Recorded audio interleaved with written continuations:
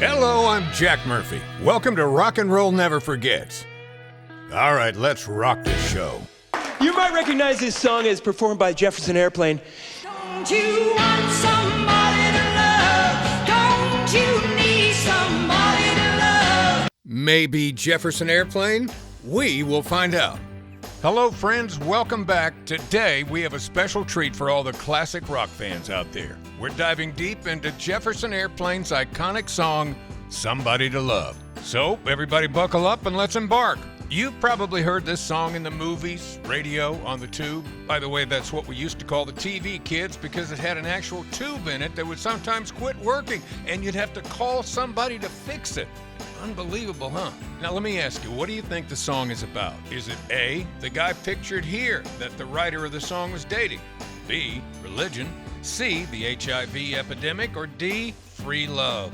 Well, Somebody to Love by Jefferson Airplane was written by Darby Slick. He was the brother-in-law of Grace Slick, the lead vocalist of Jefferson Airplane, and he originally recorded the song with his band, The Great Society. In 1966, however, Grace would re-record it for the Jefferson Airplane album, Surrealistic Pillow. What an odd name. It would be this version that would become the well-known version we know today. The song has maintained a long tradition of being recognized for both its timeless quality and cultural impact. Although the list is a little wacky, it's on a Rolling Stone list of the 500 greatest songs of all time. So the guy in the picture is Bob Haldeman, White House Chief of Staff to Richard Nixon. Now, before you roll your eyes and say we shoehorned in another Richard Nixon joke that lands flat, hear us out. President Richard Nixon's daughter, Tricia, and Slick are both alumni of Finch College. Slick was invited to a tea party for the alumni at the White House in 1969. She invited anarchist Abby Hoffman to be her escort and planned to spike President Nixon's tea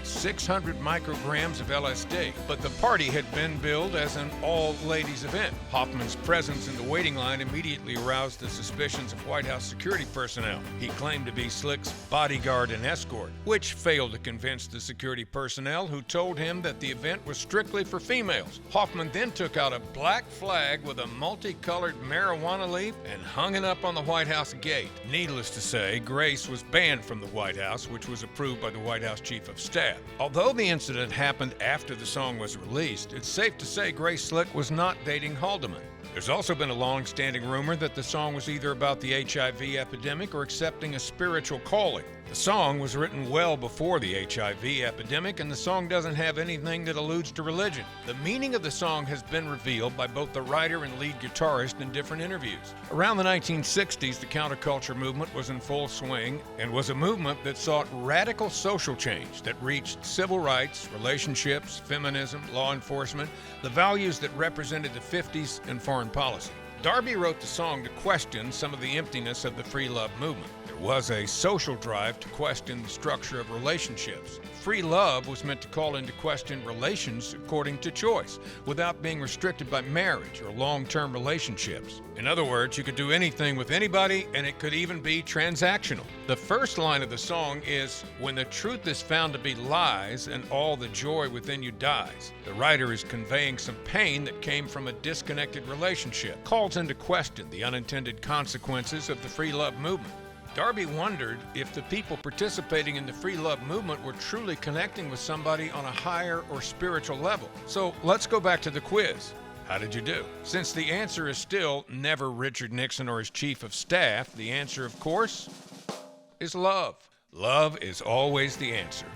And as it turned out, we here love you guys. We thank you for watching this little video on Jefferson Airplane, Somebody to Love. Don't forget to hit the subscribe button or show your support in the comments section. I gotta go. I'm doing a little research on how in the world Missy Elliott and her song Get Your Freak On ended up number 8 on this 500 greatest song list. Talk about wacky. Don't you want somebody to love? Don't you need somebody to love?